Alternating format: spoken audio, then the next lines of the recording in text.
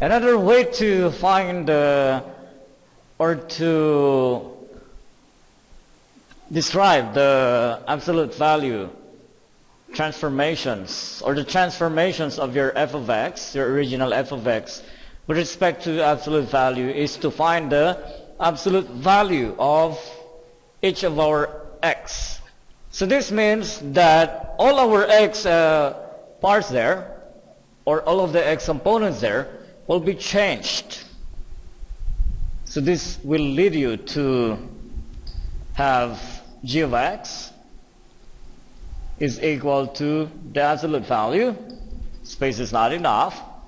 So g of x is equal to the absolute value of your x squared minus 4 times the absolute value of your x plus 3. And a while ago, during the previous lecture, which is still about the absolute value transformations, we showed that if we take the absolute value of our f of x, then for positive values of f of x, or f of x is greater than 0, the upper part of our f of x will be unchanged.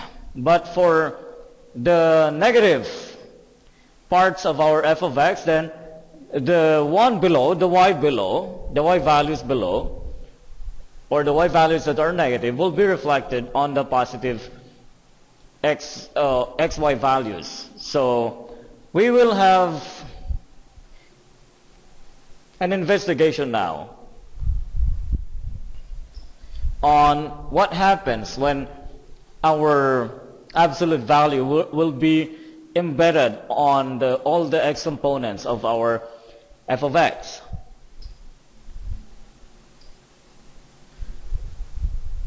So we don't need our absolute value of f of x. We need the f of the absolute value of x. Let's investigate.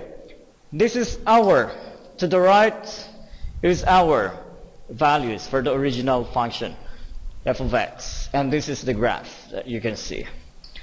Okay, what if all our x are positive? So what if our x is positive? What happens to our g of x now?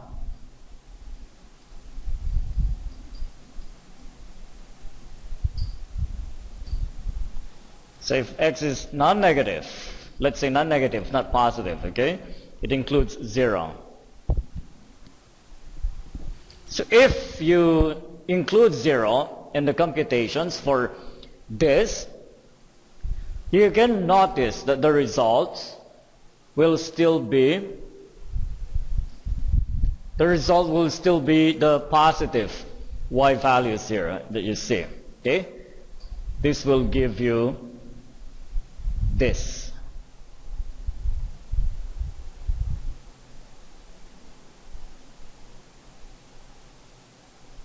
It will give it this part.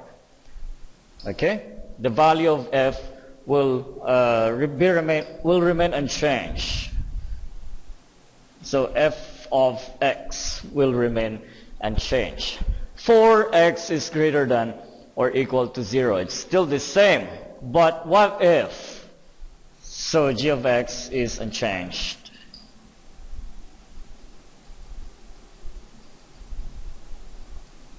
I mean f of x remains unchanged because g of x is our transformation. So f of x remains unchanged. What about if our x is less than 0?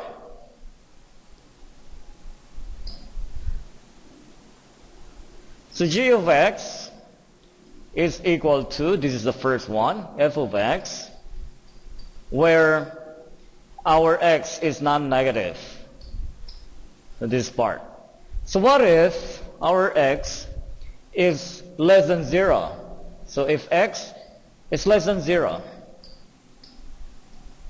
if x is less than 0, you could notice that there is a change. There will be a position of the graph in your grapher. So try to make your x, let's say your x is, you create a table, okay, you create a table, and confirm that our g of x will just be reflected to the left. So if your x is less than 0, it will be reflected. Our f of x, our original f of x, will be reflected to the left. So what does that mean, being reflected? Just take all the points here. So this is 1, reflected to -1. That's 3, -3. And then we have -1 for y value here. And then we have, for 4, we have 8. It's somewhere here. So you would notice that for x is less than 0, our corresponding graph would be somehow, let's use another color. So will be something like, it's not a reflection. Okay, let me do it well. We have this and that. And then let us draw the coordinates a while ago. Should be here. Okay. And there. Okay. You would notice that the thing here,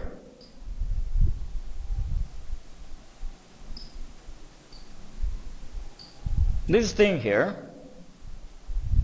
okay,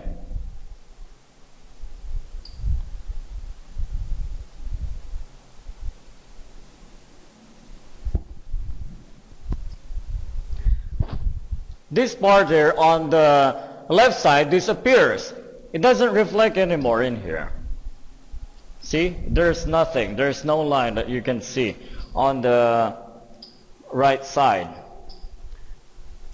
So that means if you take the g of x, which is equal to f of the absolute value of x, for x less than 0, then the y values from the original will disappear. Okay, so taking that into account, we will form a conclusion. And what is that conclusion? Number 1, it's already here. Okay, this is our number 1. Our number 2 is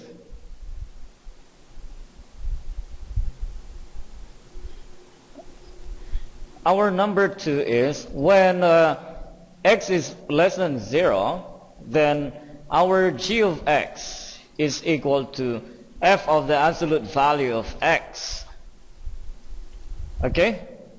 We'll have a reflection of what? A reflection of all the positive values, all positive values of y, all positive values of y from the original image. So from the original image. And our original image is the one that you can see in green here. So the one in green that you can see here is the original image.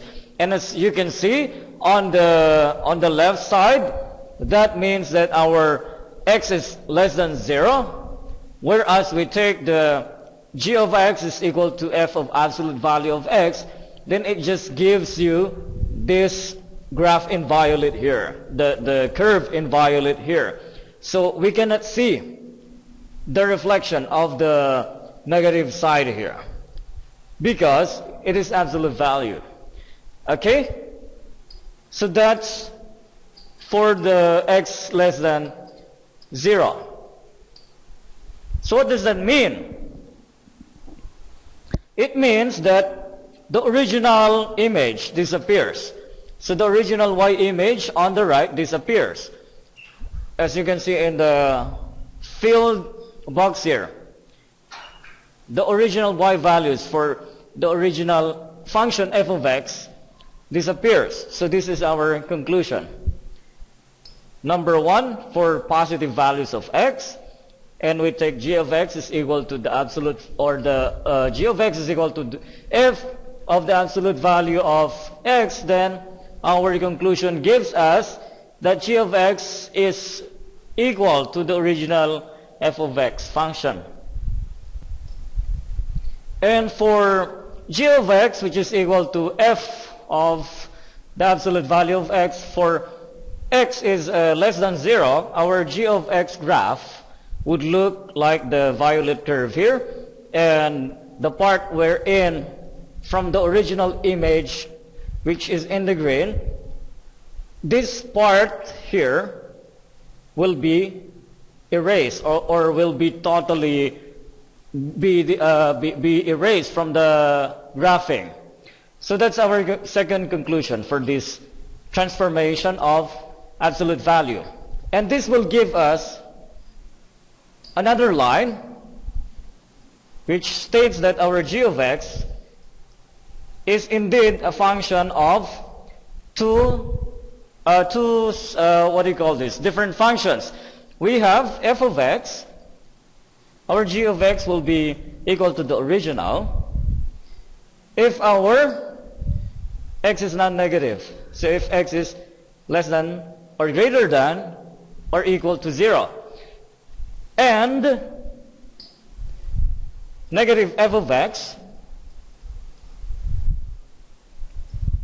which means it's a reflection to the left where your x is negative. So where the value of x is less than 0 or negative. So this is the conclusion for this example. So let's relate the definitions of the absolute value transformations, or the properties of absolute value transformations, to our original problem that we described at the beginning of our discussion, which in fact defines the shooting of a ball, which is called displacement, to the ring level of the basketball court. So the ring level of the court, which is on this x-axis,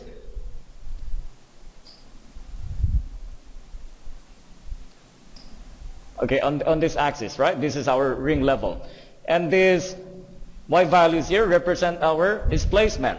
So we define that displacement has a relation to distance. And distance is just equal to the absolute value of our displacement. So if this is your graph, again, the one in solid line here, as you can see, if this is the graph of the displacement of your ball from a specific time, which is from 0 to 2 seconds, when your ball finally landed on the ground, then we could define the different displacements here, and we just take the absolute value of those displacements, and those absolute values will be our distance. So your graph would look like this on the right side. So as you can see on the right side, for g of x, which is now equal to f of x, okay, if your g of x is now equal to the absolute value of f of x, then you can see that for all values of your f of x at this point will be positive. So meaning your g of x would be remaining unchanged for f of x is greater than 0. Or non-negative, for f of x is non-negative, which includes 0 and the positive values. And g of x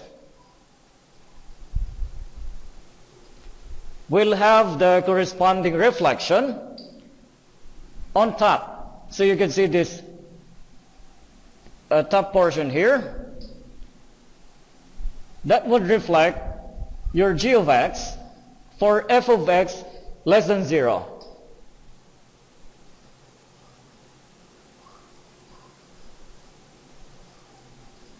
for f of x negative or less than 0.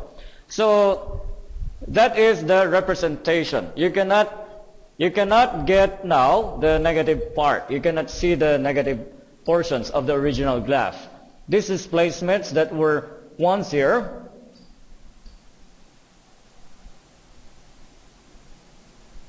won't be reflected, okay, to the graphing of the absolute value of f of x when f of x is less than 0. So to give you a summary of what we have learned, for g of x is equal to,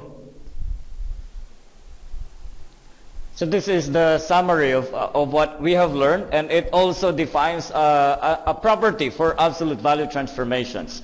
The transformation g of x is equal to the absolute value of f of x. Number one, it reflects f. Reflects. Again, the word is reflect. So reflects f across the x-axis if f of x is negative. So if your f of x is less than 0. And the second one is leaves f unchanged. The word here is unchanged.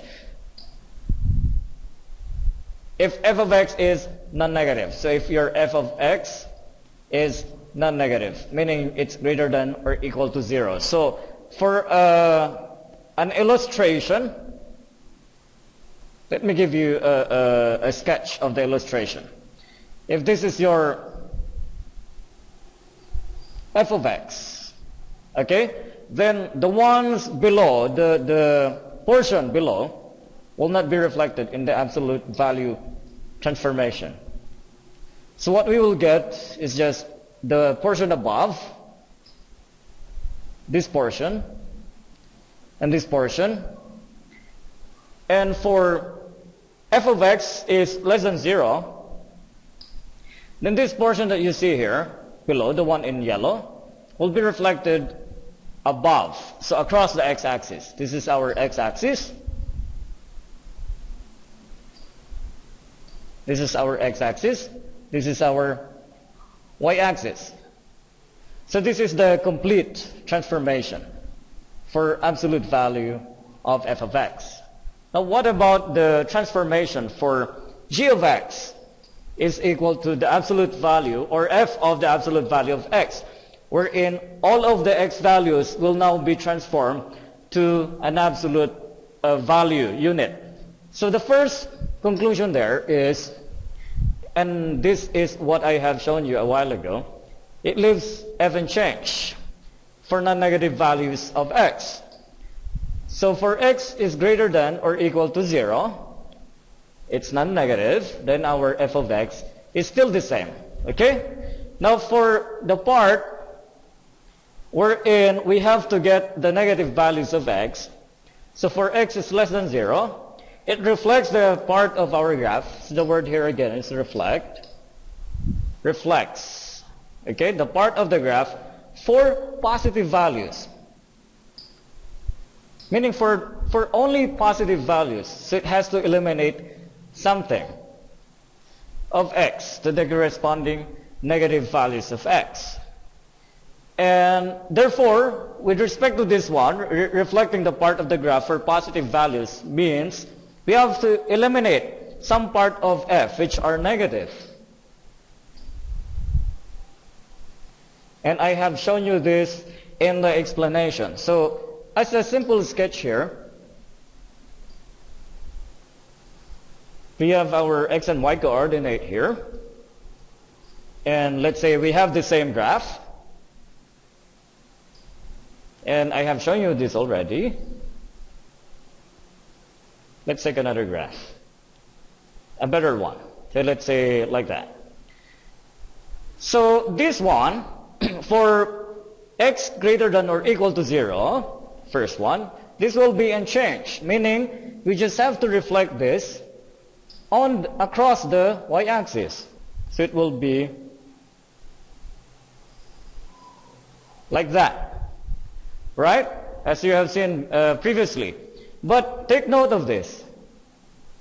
For x less than 0, our f of x changes. And that change could be seen from here. So this part here will not be reflected on this side. You cannot see this part, the violet part here, on this side. It's missing. That's when the absolute value of x is when your x is less than 0. Okay? So these examples and these illustrations and this property of absolute value concludes our discussion for the absolute value transformations. Thank you for watching.